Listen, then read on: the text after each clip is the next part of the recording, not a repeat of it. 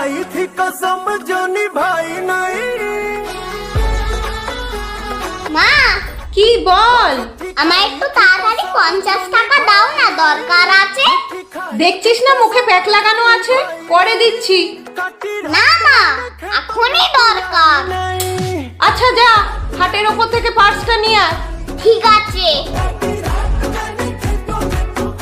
এই নাও মা। একটু বল তো আমার কোন হাতে ক টাকার নোট? মা তো দেখতে পাচ্ছে না, একটু মজা করি। তোমার ডান হাতে 500 আর বাঁ হাতে 50 টাকার নোট আছে। ঠিক আছে, তাহলে এই 500 টাকাটা তুই নে। এখান থেকে 50 টাকা তুই নিয়ে বাকি 450 টাকা আমাকে ফেরত দিবি। আমার খুচরোর দরকার আছে।